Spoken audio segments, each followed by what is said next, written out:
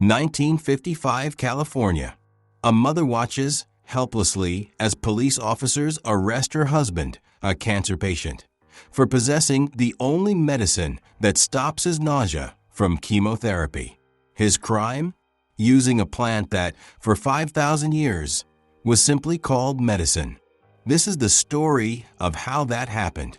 The complete history of cannabis, from ancient remedy to public enemy number one.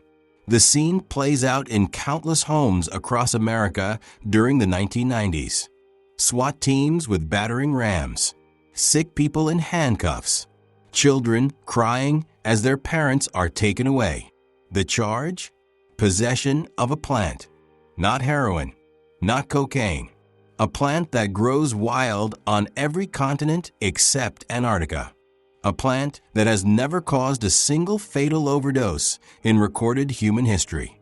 A plant that, until 1937, was listed in the United States Pharmacopoeia as legitimate medicine. How did we get here? How did a remedy used by ancient Chinese emperors, prescribed by Victorian doctors, and sold in American pharmacies become a Schedule I narcotic, classified by the federal government as having no medical value and high potential for abuse, in the same category as heroin? How did something so normal become so criminal that people would spend decades in prison for possessing it? This isn't a simple story. It's not about science or public health. It's about fear, racism, corporate greed, and the power of propaganda to transform reality itself. It's about how a lie, repeated often enough, becomes truth. And it's about the millions of lives destroyed in the process. The plant has a name, cannabis. You might know it by another name, marijuana, a term popularized specifically to make it sound foreign and dangerous. For most of human history, it was simply medicine. Then, in less than a generation, it became public enemy number one. This is that story. Ancient origins 10,000 years ago, somewhere in the mountains of Central Asia, humans discovered something remarkable. Among the countless plants growing wild, one stood out. It grew fast, thrived in harsh conditions, and produced strong fibers perfect for rope and cloth. But more importantly, when consumed, it did something extraordinary. It eased pain, reduced inflammation, calmed seizures, and helped people sleep. Cannabis sativa, the plant that would become one of humanity's oldest and most versatile companions. The earliest evidence of cannabis use dates back to ancient China, where it appears in the world's first pharmacological text. In 2737 BCE, Emperor Shennong, considered the father of Chinese medicine, documented cannabis as a treatment for malaria, gout, rheumatism, and poor memory. Chinese physicians ground the flowers and leaves into powders, brewed them into teas, and prescribed them for dozens of ailments. This wasn't folk medicine or superstition. This was documented, systematic medical practice. Ancient Chinese surgeons used cannabis as an anesthetic, mixing it with wine to perform operations. The legendary surgeon Hua Tuo, in the 2nd century CE, used a cannabis-based formula called mefezin to perform complex surgeries, including organ transplants according to historical texts. Patients would drink the mixture and fall into a deep, pain-free sleep while the surgeon worked. But China wasn't alone. Across ancient civilizations, cannabis emerged independently as medicine. In India, cannabis was sacred. Hindu texts dating back to 2000 BCE describe it as one of the 5 sacred plants, a gift from the gods to help humanity. They called it bang, and it was used in religious ceremonies, consumed as a drink mixed with milk and spices. Indian physicians used cannabis to treat anxiety, insomnia, digestive issues, and pain. The ancient Indian medical text, Siddha Samhita, written around 600 BCE, recommends cannabis for phlegm, catarrh, and diarrhea. Ancient Egypt embraced cannabis as well. Archaeologists have found cannabis residue in the mummified remains of Ramesses II, who died in 1213 BCE. Egyptian medical papyri described using cannabis to treat inflammation, glaucoma, and hemorrhoids. Women used it for menstrual pain and childbirth. The Ebers Papyrus, one of the oldest and most important medical texts from ancient Egypt, dating to 1550 BCE, contains multiple references to cannabis as medicine. The ancient Greeks and Romans knew cannabis too. The Greek historian Herodotus, writing in 440 BCE, described the Scythians, nomadic warriors of Central Asia, using cannabis in steam baths, throwing the seeds on hot stones, and inhaling the vapors. Greek physicians prescribed cannabis for earaches, inflammation, and pain. The Roman naturalist Pliny the Elder, in his Encyclopedic Natural History written in 77 CE, documented cannabis as treatment for joint pain and gout. But cannabis wasn't just medicine. It was one of humanity's most important industrial crops. The strong fibers of the hemp plant, the same species as cannabis, just bred for fiber rather than medicine, were used to make rope, sails, clothing, and paper. Ancient Chinese paper, some of the oldest in the world, was made from hemp. Ships crossing oceans relied on hemp rope and sails. Entire economies were built on hemp cultivation. For thousands of years, cannabis was simply part of human civilization. It was medicine, industry, and in some cultures, spirituality. It was as normal as wheat or barley. There was no controversy, no criminalization, no moral panic. It was just a plant that humans found useful. As empires rose and fell, cannabis traveled with them. Along the Silk Road, the great trade route connecting East and West, cannabis seeds and knowledge spread. Arab traders brought it to Africa. Merchants carried it to Europe. Everywhere it went, physicians added it to their medical arsenals. During the Islamic Golden Age, from the 8th to the 13th centuries, when Muslim scholars preserved and advanced human knowledge while Europe languished in the Dark Ages, physicians meticulously documented cannabis. The Persian polymath Avicenna, one of the most influential medical writers in history, included cannabis in his Canon of Medicine, written around 1025 CE. This massive medical encyclopedia would be used as a standard medical text in Europe for the next 600 years. Medieval European herbalists prescribed cannabis for pain, inflammation, and seizures. It appeared in herbals, illustrated guides to medicinal plants throughout the Middle Ages and Renaissance. There was no stigma attached to it, no sense that it was dangerous or immoral. It was simply another tool in the physician's kit, alongside willow bark for pain, foxglove for heart conditions, and opium for severe ailments. In medieval England, King Henry VIII required farmers to grow hemp to supply the navy with rope and sails. Queen Elizabeth I continued the policy. Hemp cultivation was an economic and military necessity. The fibers were too valuable to ignore. And through all of this, 5,000 years of human history, cannabis remained what it had always been: medicine and industry. Useful, normal, unremarkable. No one could have imagined that in the 20th century, this ancient remedy would become the target of one of the most aggressive prohibition campaigns in human history, that people would go to prison for decades for possessing it, that governments would spend hundreds of billions of dollars trying to eradicate it, that millions of lives would be destroyed over it. But that transformation was coming, and it would happen shockingly fast. The Golden Age, when European colonists arrived in the Americas, they brought cannabis with them, not for medicine, but for hemp. The fiber was essential for rope, sails, clothing, and paper. In 1619, the Virginia Assembly passed legislation requiring every farmer to grow hemp. It was a civic duty, like paying taxes. George Washington grew hemp at Mount Vernon. Thomas Jefferson grew it at Monticello. Hemp was currency. You could pay taxes with it. But it was cannabis as medicine that would define the 19th century in America. In 1850, cannabis was added to the United States Pharmacopoeia, the official listing of approved medicines. This wasn't controversial. It wasn't scandalous. It was simply recognition of what doctors already knew. Cannabis worked. Physicians prescribed cannabis tinctures, liquid extracts dissolved in alcohol, for migraines, insomnia, muscle spasms, menstrual cramps, epilepsy, and pain. You could walk into any pharmacy and buy cannabis medicine over the counter. Major pharmaceutical companies manufactured and sold cannabis extracts. Eli Lilly, one of America's largest drug companies, sold cannabis tinctures and tablets. Parke-Davis, another pharmaceutical giant, advertised cannabis extracts in medical journals, recommending them for dozens of conditions.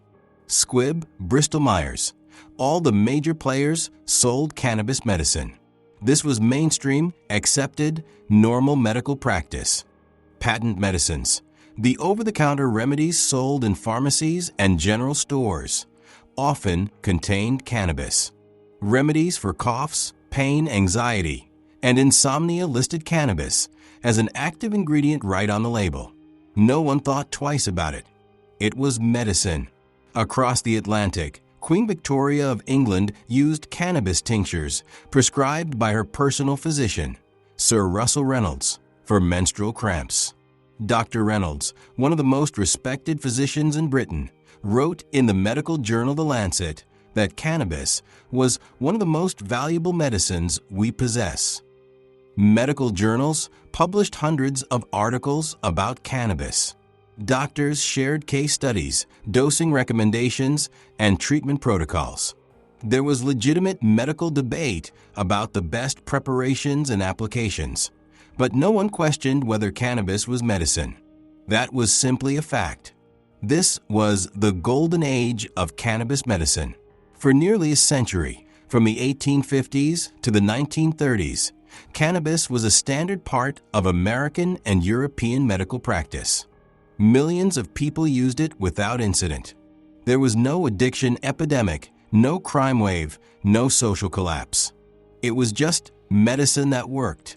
By the early 20th century, cannabis was everywhere in American medicine. Walk into a pharmacy in 1920, and you'd find shelves lined with cannabis tinctures, extracts, and tablets.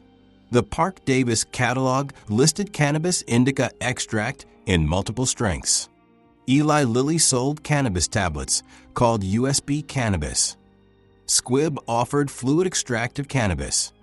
Doctors prescribed it for an astonishing range of conditions: migraine headaches, epilepsy, insomnia, pain, muscle spasms, nausea, loss of appetite, asthma, depression, and more. Medical textbooks included detailed sections on cannabis therapeutics. The Dispensatory of the United States, the authoritative reference for pharmacists and physicians, devoted pages to cannabis preparations and their uses. There were no moral panics, no congressional hearings, no newspaper campaigns warning of cannabis-crazed maniacs. It was simply accepted as legitimate medicine, prescribed by respected doctors, manufactured by reputable companies, and used by ordinary Americans. Some patients preferred cannabis to other options.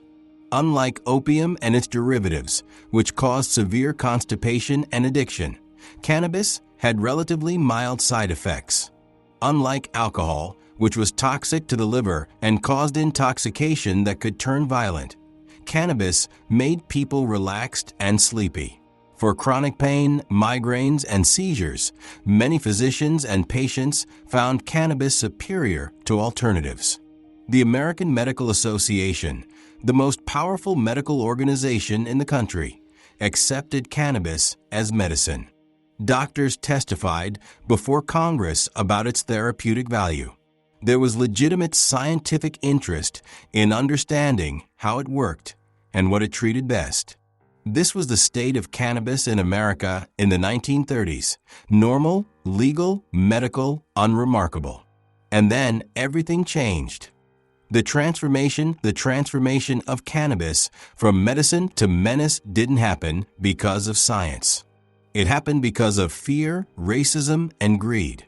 The story begins with the Mexican Revolution of 1910. As violence engulfed Mexico, hundreds of thousands of refugees fled north across the border into the United States, settling in Texas, Louisiana, and other southwestern states. These immigrants brought their culture with them, including the practice of smoking cannabis recreationally, something they called marijuana, a Mexican Spanish term. White Americans in these border states reacted with hostility to the influx of Mexican immigrants, and they seized on marijuana as a weapon. Newspapers began publishing sensational stories about marijuana-crazed Mexicans committing violence. Local politicians gave speeches warning that marijuana made Mexican men dangerous and violent. It wasn't subtle. The racism was explicit. In 1914, El Paso, Texas, became one of the first American cities to ban marijuana, explicitly targeting the Mexican community. Other cities and states followed. The bans weren't about public health. They were about control and fear of outsiders. At the same time, cannabis was becoming associated with another marginalized group, black jazz musicians. In the 1920s and 1930s, jazz culture embraced cannabis. Musicians in New Orleans, Chicago, and New York smoked it to relax and enhance creativity. White authorities looked at this with alarm. Cannabis became linked in the public imagination with black culture, jazz clubs, and racial mixing. Enter Harry Anslinger. In 1930, Anslinger became the first commissioner of the Federal Bureau of Narcotics, a new agency tasked with enforcing drug laws. Anslinger was ambitious, media-savvy, and deeply racist. He saw an opportunity. If he could convince Americans that marijuana was a dangerous drug causing crime and insanity, he could expand his agency's power and budget. Anslinger launched a propaganda campaign that would make Joseph Goebbels proud. He fed stories to newspapers about marijuana-induced violence. He gave speeches warning that marijuana made users insane and homicidal. He testified before Congress with lurid tales of marijuana-crazed criminals. And he was explicitly, shockingly racist. Anslinger's quotes are stomach-turning. Reefer makes darkies think they're as good as white men. Marijuana is the most violence-causing drug in the history of mankind.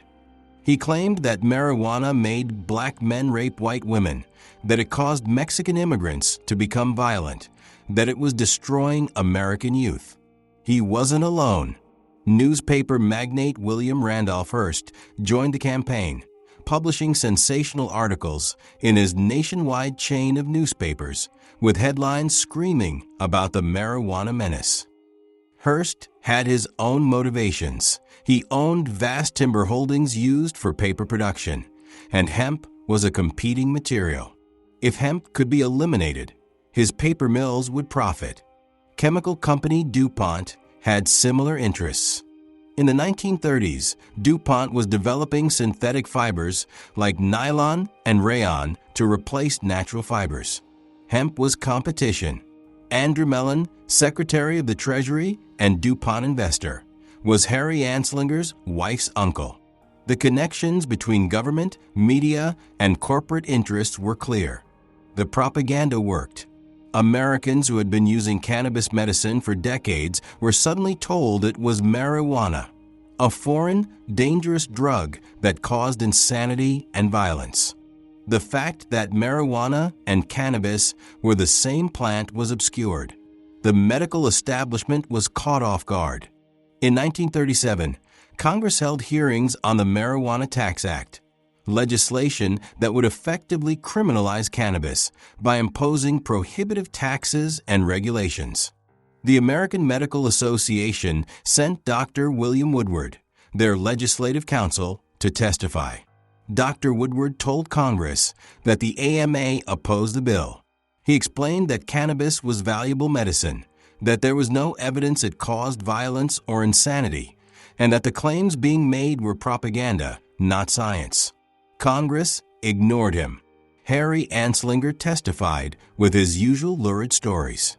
He presented no scientific evidence because there wasn't any. He simply repeated the propaganda. Marijuana causes insanity, violence, and crime. Marijuana is destroying American youth. Marijuana must be banned. The hearings lasted 2 hours. There was virtually no debate. On August 2, 1937, President Franklin D. Roosevelt signed the Marijuana Tax Act into law. Overnight, cannabis, medicine used for 5,000 years, became effectively illegal. Doctors could no longer prescribe it without jumping through impossible bureaucratic hoops. Pharmaceutical companies stopped manufacturing it. Pharmacies removed it from shelves. The ancient remedy had become a crime. The propaganda didn't stop with the law's passage. It intensified. In 1936, a propaganda film called Reefer Madness was released, funded by a church group and later purchased and distributed widely. The film depicted marijuana as causing instant insanity, violence, and sexual deviancy. In the film, clean-cut teenagers smoke marijuana and immediately descend into madness, playing piano maniacally, laughing hysterically, committing murder and suicide, and engaging in immoral behavior. The film was absurd, but it was shown in schools, churches, and community centers across America. An entire generation grew up watching Reefer Madness and similar propaganda, learning that marijuana was as dangerous as heroin or cocaine. The fact that this bore no resemblance to reality didn't matter. The message was repeated until it became truth. In 1942, cannabis was removed from the United States Pharmacopoeia. The plant that had been official medicine for 92 years was erased from medical textbooks. Doctors who had prescribed it for decades were told it had no medical value. History was being rewritten in real time. The penalties grew harsher.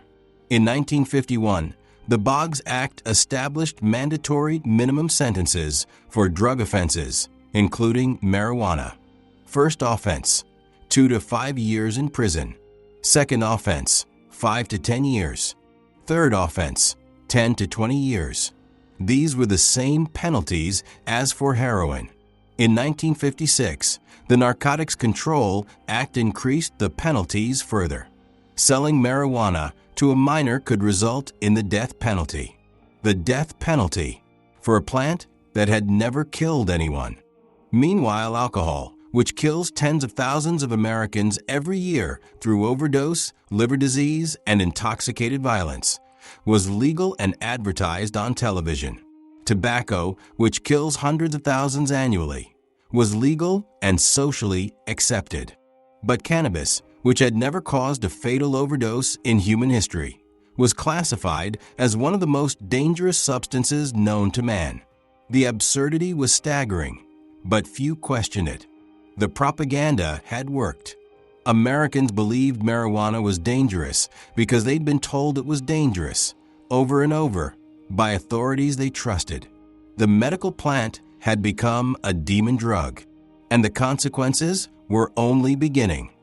The war of the 1960s brought counterculture, and with it, widespread marijuana use among young, mostly white, middle-class Americans.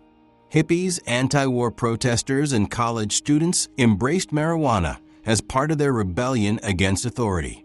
For the first time, marijuana use wasn't confined to marginalized communities. It was spreading to the children of mainstream America. The establishment panicked. In 1971, President Richard Nixon declared a war on drugs, calling drug abuse public enemy number one. Nixon created the Drug Enforcement Administration, DEA, and dramatically increased federal drug enforcement funding. But the centerpiece of Nixon's drug war was the Controlled Substances Act of 1970, which classified drugs into 5 schedules based on medical value and abuse potential. Cannabis was placed in Schedule 1, the most restrictive category, reserved for drugs with high abuse potential and no accepted medical use. Schedule 1 also included heroin and LSD. Meanwhile, cocaine was Schedule 2, meaning the government acknowledged it had medical uses. Methamphetamine was Schedule 2. But cannabis, medicine for 5,000 years, was Schedule 1. No medical value whatsoever. The classification was political, not scientific. Nixon appointed a commission, led by former Pennsylvania Governor Raymond Schaefer, to study marijuana and make recommendations. The Schaefer Commission spent 2 years conducting research, interviewing experts, and reviewing evidence. In 1972, they released their report recommending that marijuana be decriminalized for personal use. Nixon ignored the report completely. He had already decided marijuana would be Schedule 1, and no amount of evidence would change his mind. Years later, the reason became clear. In 1994, John Ehrlichman, Nixon's domestic policy advisor, gave an interview to journalist Dan Baum. Ehrlichman's admission was stunning. The Nixon campaign in 1968 and the Nixon White House after that had 2 enemies, the anti-war left and black people. You understand what I'm saying? We knew we couldn't make it illegal to be either against the war or black, but by getting the public to associate the hippies with marijuana and blacks with heroin, and then criminalizing both heavily, we could disrupt those communities. We could arrest their leaders, raid their homes, break up their meetings, and vilify them night after night on the evening news. Did we know we were lying about the drugs? Of course we did. The war on drugs wasn't about public health. It was about political control. President Ronald Reagan escalated the drug war in the 1980s. His administration implemented mandatory minimum sentences, 3 strikes laws, and asset forfeiture policies that allowed police to seize property suspected of being connected to drug crimes without even charging anyone. The prison population exploded. In 1980, there were approximately 500,000 people in American prisons and jails. By 2000, there were over 2 million. Much of that increase was drug offenses, and marijuana arrests were a huge part of it. The racial disparities were obscene. Despite roughly equal rates of marijuana use across racial groups, black Americans were arrested for marijuana offenses at nearly 4 times the rate of white Americans. In some jurisdictions, the disparity was even higher. Young black men were being funneled into the criminal justice system for possessing a plant, branded as felons, denied voting rights, employment opportunities, and housing for the rest of their lives. Private prison companies lobbied for harsher drug laws because incarceration was profitable. Police departments received federal funding based on drug arrests. Entire industries, prisons, law enforcement, drug testing companies, had financial incentives to keep marijuana illegal. Meanwhile, something remarkable was happening in the scientific community.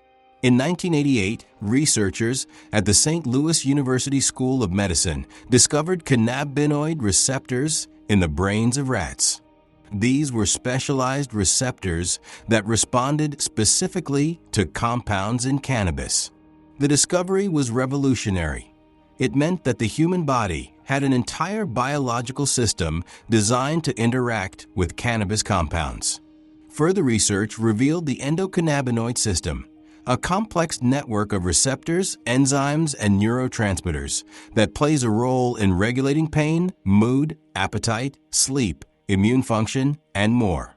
The human body produces its own cannabis-like compounds called endocannabinoids. Cannabis works because it mimics these natural compounds. This was scientific proof that cannabis interacts with human biology in specific, measurable ways. It explained why cannabis had been effective medicine for thousands of years, because humans literally evolved with a biological system that responds to it. But cannabis remained Schedule 1, which meant it was nearly impossible for researchers to study it. The federal government maintained a monopoly on cannabis for research, and the cannabis they provided was of notoriously poor quality. Scientists who wanted to study cannabis's medical potential faced bureaucratic nightmares. The evidence was growing, but the law prevented proper research. The irony was maddening. The government claimed cannabis had no medical value, but prevented scientists from conducting the research that could prove otherwise. Behind the statistics and policies were human beings whose lives were destroyed. Imagine being a cancer patient in the 1990s. Chemotherapy makes you violently nauseous. You can't eat. You're wasting away. Legal anti-nausea medications don't work or cause terrible side effects. Someone suggests trying marijuana. You're desperate, so you try it. And it works.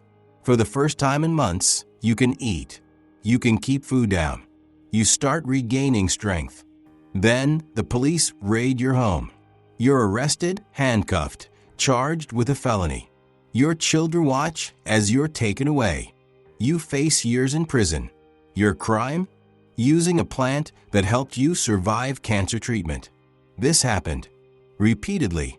Throughout the 1990s and 2000s, medical marijuana patients were arrested, prosecuted, and imprisoned.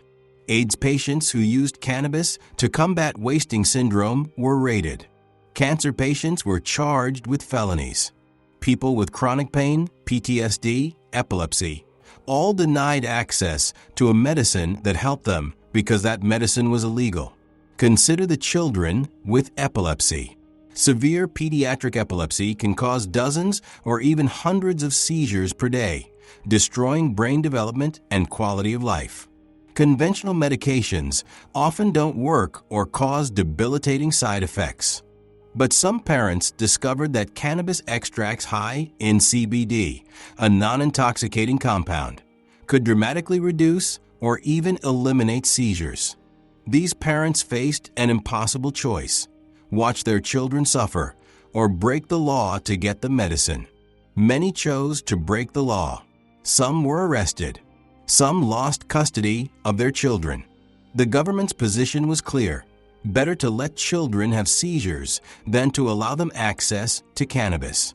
The racial injustice was staggering. A young white college student caught with marijuana might get a warning or a small fine. A young black man in the same situation faced arrest, prosecution, a criminal record, and potentially years in prison. The same plant, the same crime, completely different outcomes based on race. Families were destroyed. A father arrested for growing marijuana for personal use could lose his job, his home, custody of his children. A mother caught with a small amount could be branded a felon, unable to get financial aid for college, unable to get public housing, denied employment for the rest of her life. For a plant. The prison sentences were surreal. People serving life sentences without parole for nonviolent marijuana offenses. Life in prison for marijuana, while violent criminals served shorter sentences. While white-collar criminals who stole millions got a few years. While pharmaceutical executives who pushed addictive opioids walked free. The war on drugs created a massive criminal enterprise, the cartels. Just as alcohol prohibition empowered organized crime in the 1920s, marijuana prohibition empowered drug cartels. Because marijuana couldn't be legally produced and sold, criminal organizations filled the void. The violence along the Mexican border, the cartel wars, the corruption, all of it fueled by prohibition. The same policy that was supposed to protect Americans was funding murderous criminal enterprises. And all of this, the arrests, the imprisonments, the destroyed families, the empowered cartels, the billions of dollars spent on enforcement for a plant that has never caused a fatal overdose. Legal alcohol kills approximately 95,000 Americans every year. Legal tobacco kills approximately 480,000. Cannabis? 0 confirmed fatalities from overdose in all of human history. The cost of prohibition was measured in ruined lives, broken families, overcrowded prisons, and communities devastated by mass incarceration. And for what? To enforce a lie created in the 1930s by a racist bureaucrat and amplified by corporate interests. The revolution, the cracks in the prohibition edifice, began to show in 1996. California voters passed Proposition 215, the Compassionate Use Act, legalizing medical marijuana for patients with serious illnesses. It was a grassroots movement driven by AIDS activists who'd watched friends waste away and discovered that marijuana was the only thing that helped them eat. Cancer patients who'd found relief. People with chronic pain who'd tried everything else. The federal government's response was swift and harsh. The DEA raided medical marijuana dispensaries. Federal prosecutors charged dispensary operators with drug trafficking. The Clinton administration made clear that federal law superseded state law, and cannabis remained illegal under federal law. But something had changed. For the first time in 60 years, voters had rejected marijuana prohibition, and other states began to follow. Oregon, Washington, Alaska, Maine, one by one, states passed medical marijuana laws. Each time, the federal government fought back. Each time, the movement grew stronger. The turning point came in 2013 with a little girl named Charlotte Figi. Charlotte had Dravet syndrome, a severe form of epilepsy that caused hundreds of seizures per week. By age 5, she could barely walk, talk, or eat. She was on 7 different medications, none of which worked. Her parents were told there was nothing more doctors could do. Charlotte was dying, desperate. Her parents tried cannabis oil high in CBD and low in THC. The results were miraculous. Charlotte's seizures dropped from hundreds per week to just a few per month. She started walking, talking, eating normally. She got her life back.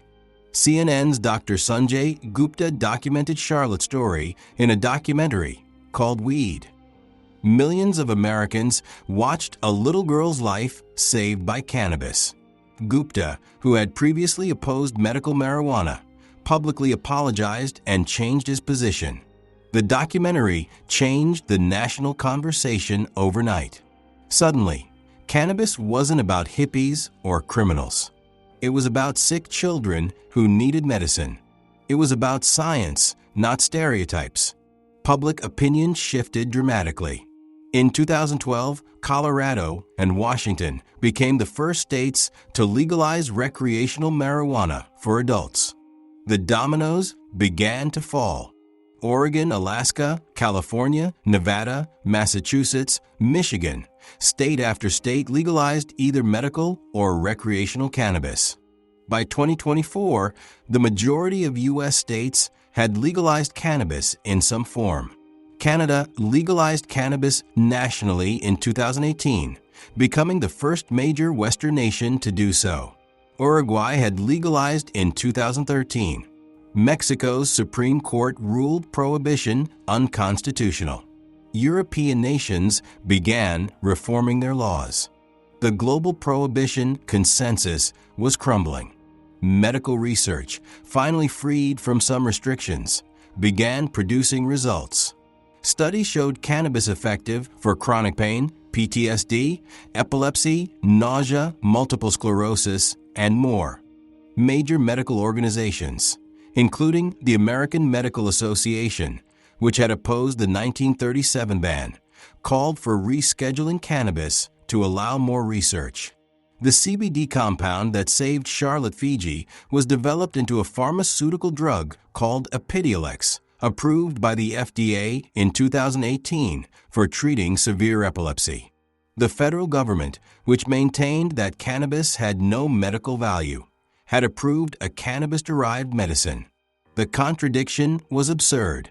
Today, we live in a surreal reality where cannabis is simultaneously legal and illegal, medicine and crime, a multi-billion-dollar industry, and a reason for incarceration. In states where cannabis is legal, dispensaries operate openly, selling cannabis products to adults. These aren't back-alley drug deals. These are clean, well-lit stores with knowledgeable staff, lab-tested products, and security cameras. They pay taxes. They create jobs. They look like Apple stores. The legal cannabis industry generates billions in revenue and tax income. States use cannabis tax money to fund schools, drug treatment programs, and infrastructure. Entrepreneurs have become millionaires. Cannabis companies trade on stock exchanges, but drive across a state line, and possession of the same plant is a felony. People are still being arrested. Approximately 700,000 marijuana arrests per year in the United States, even as legalization spreads. People are still sitting in prison, serving decades for crimes that are now legal businesses in other states. The racial injustice persists. While white entrepreneurs profit from legal cannabis, Black Americans remain disproportionately arrested and incarcerated for the same activity. In many legal states, people with prior marijuana convictions are barred from working in the legal cannabis industry. The people who suffered most under prohibition are excluded from the legal market. Some states have begun expunging marijuana convictions, erasing criminal records for people convicted of offenses that are no longer crimes. But it's a slow process, and millions still carry the burden of a marijuana conviction, unable to get jobs, housing, or loans because of a crime that society has now decided isn't a crime at all. Federally, cannabis remains Schedule I. Banks often refuse to work with cannabis businesses because marijuana money is technically proceeds from drug trafficking under federal law. Cannabis companies can't take normal business tax deductions. Researchers still face restrictions. The federal government still insists cannabis has no medical value, even as states license medical marijuana programs and the FDA approves cannabis-derived drugs. The contradiction is maddening. The same plant, the same compound, medicine in one state, felony in another. Legal for some, prison for others. A billion-dollar industry and a Schedule I narcotic simultaneously. Internationally, the shift continues. Germany legalized medical cannabis. Thailand legalized it. Mexico's legalization is pending. The United Nations, which spent decades enforcing global prohibition treaties, is reconsidering its position. The worldwide prohibition consensus that held for 70 years is collapsing. But the damage has been done. Millions arrested. Hundreds of thousands imprisoned. Families destroyed. Communities devastated. Billions spent on enforcement. Cartels empowered. Medical patients denied treatment. All to enforce a lie created in the 1930s. Cannabis is slowly returning to what it was for 5,000 years, medicine.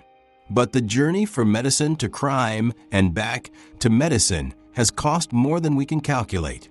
The human cost is immeasurable. This story began with a sick man arrested for using medicine. It ends with that medicine legal in much of the world, but with millions still suffering the consequences of prohibition.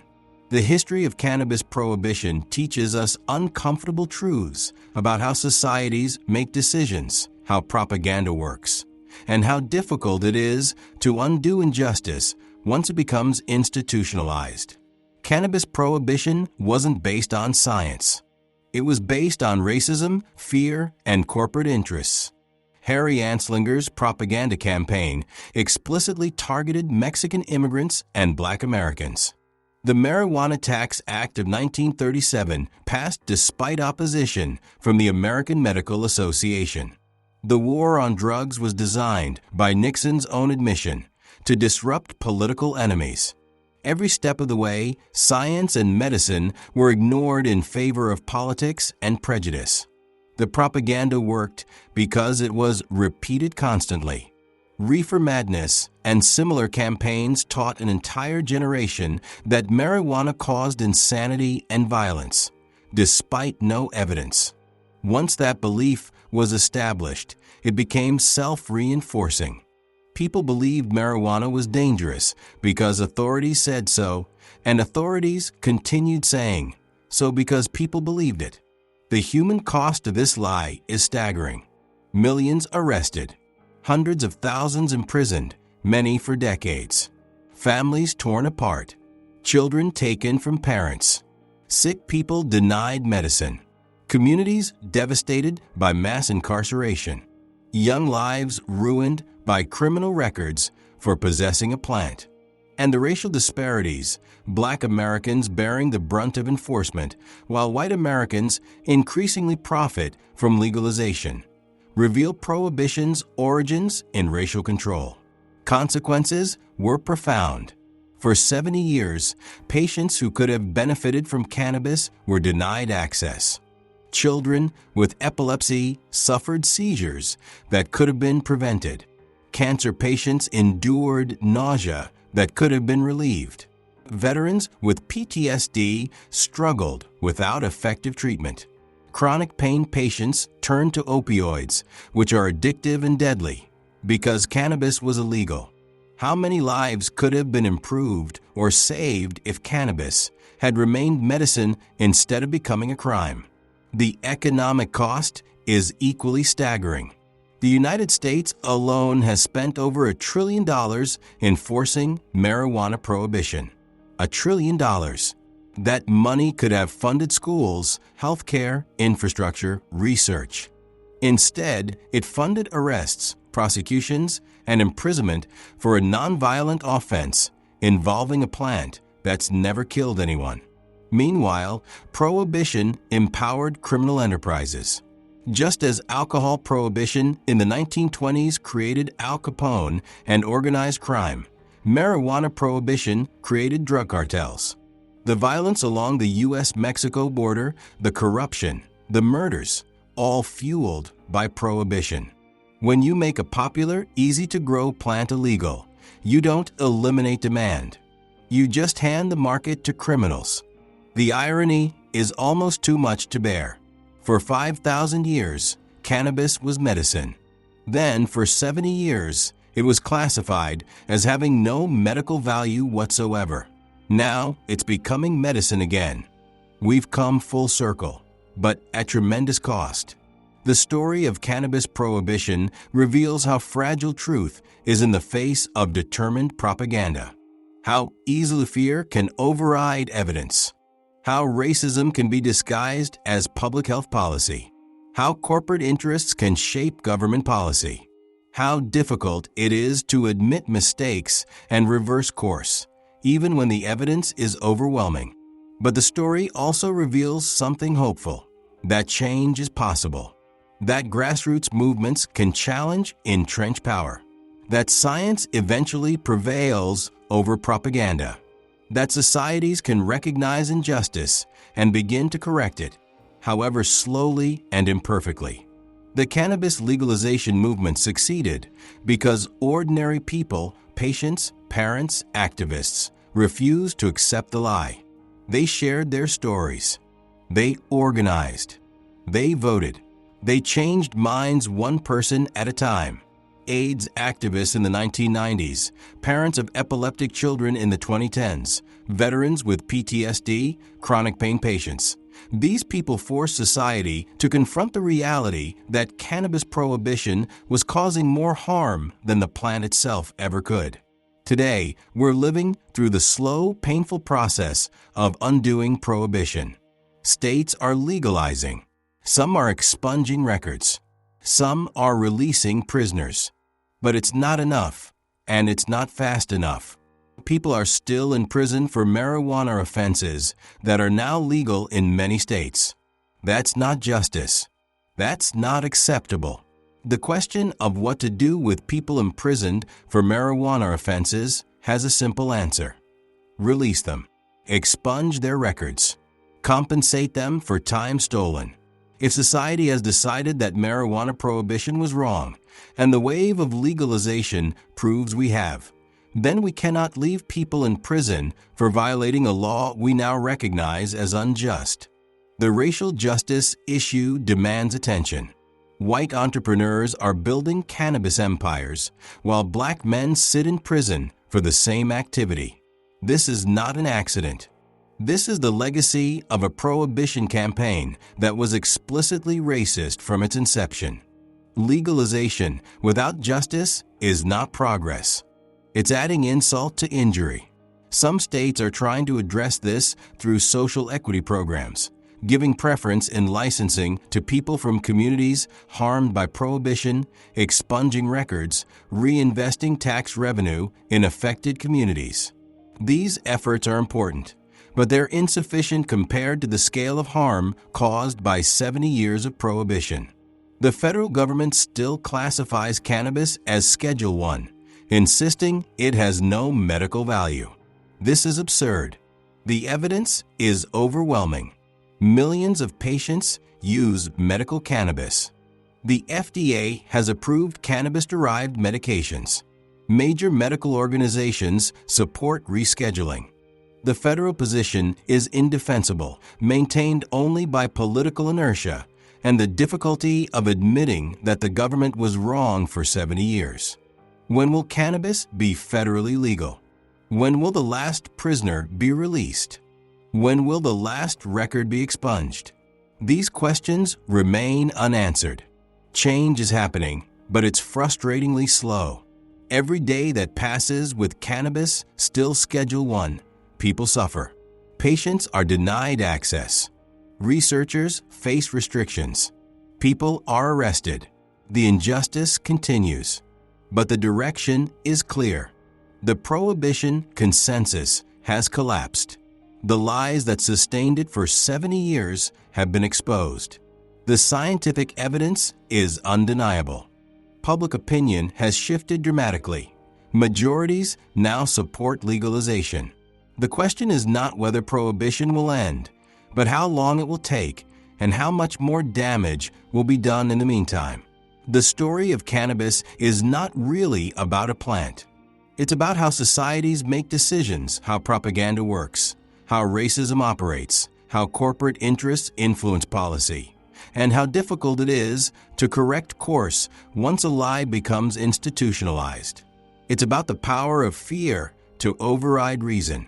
Harry Anslinger's propaganda campaign convinced Americans that a plant used as medicine for 5,000 years was suddenly a dangerous narcotic that caused insanity and violence.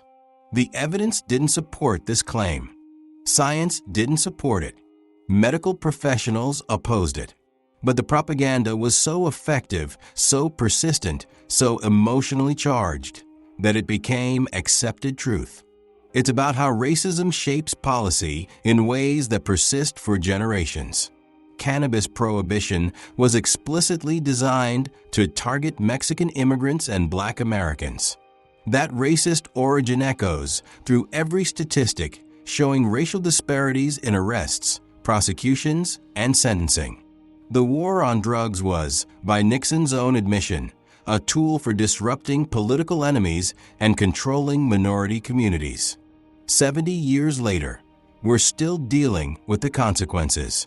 It's about how economic interests drive policy more than public good.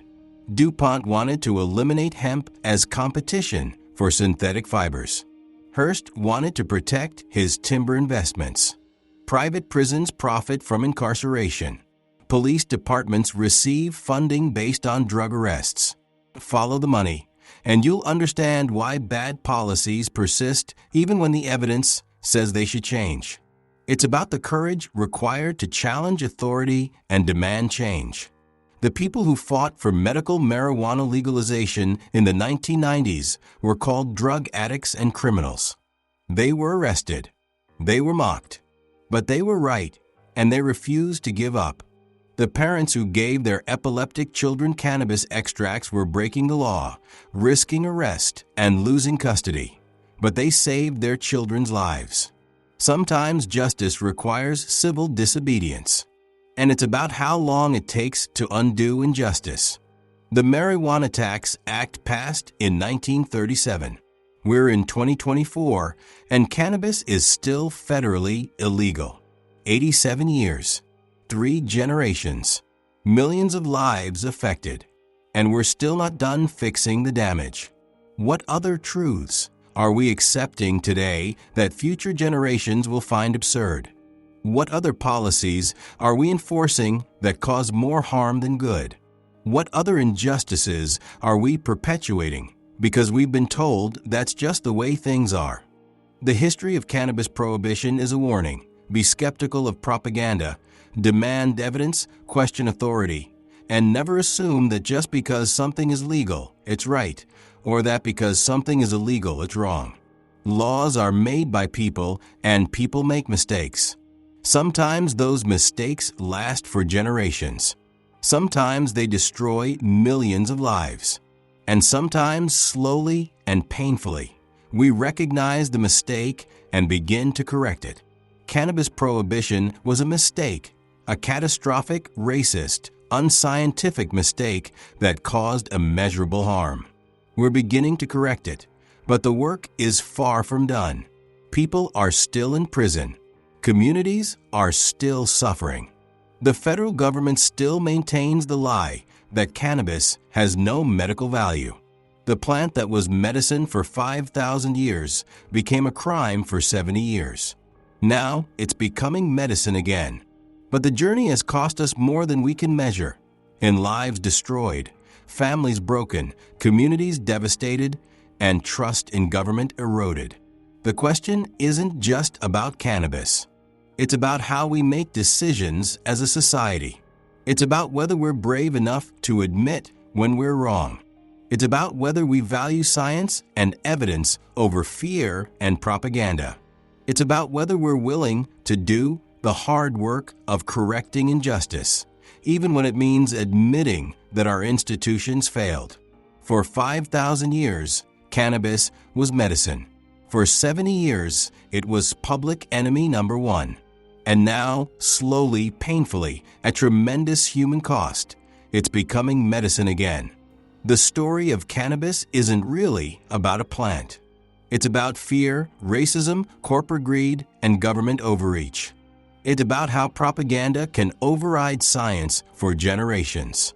It's about the millions of lives destroyed by prohibition. It's about how long it takes to undo a lie. The question, what other truths are we being told that future generations will find absurd?